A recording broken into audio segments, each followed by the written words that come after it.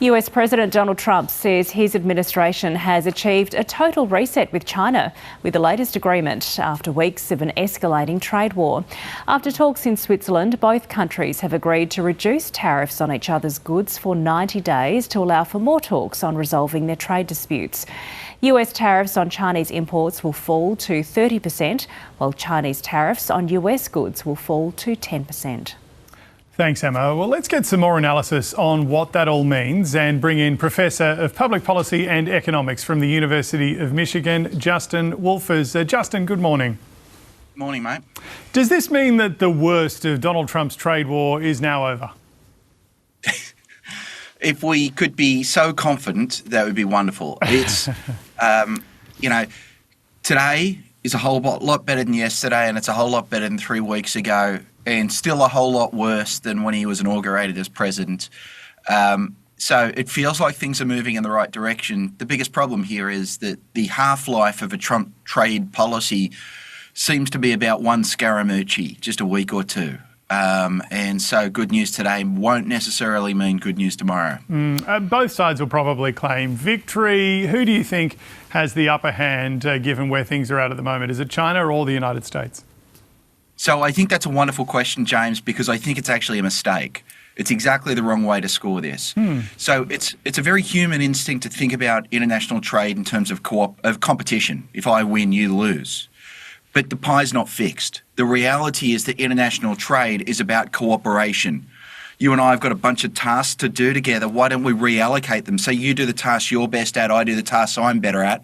And together, by reallocating those tasks, magically we can make more stuff happen.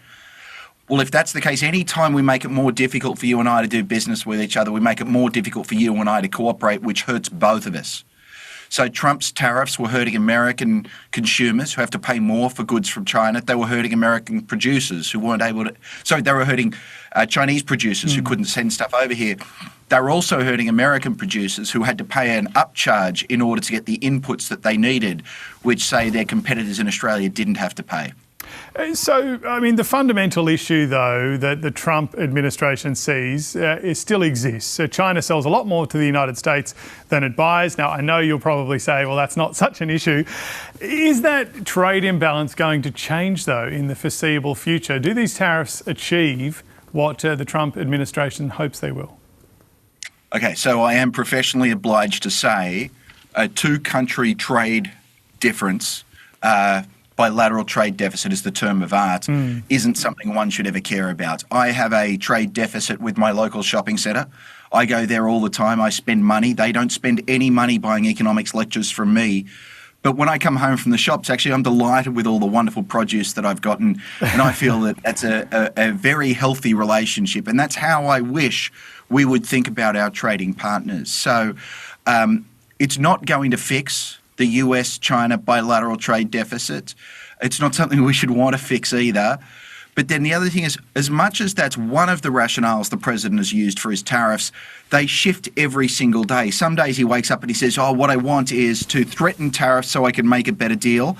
Other days he says, I want really high tariffs so that I earn a lot of revenue. Now, you can't do both of those things, because if you make a deal, you're not getting revenue. We have tariffs on China because we're using that as a stick to get them to try and reduce the amount of fentanyl coming into the United States. We've had tariffs, some have argued, for national security reasons, others to onshore manufacturing, and on and on and on it goes. This is a policy proposal looking for a rationale, and honestly, they still haven't found it.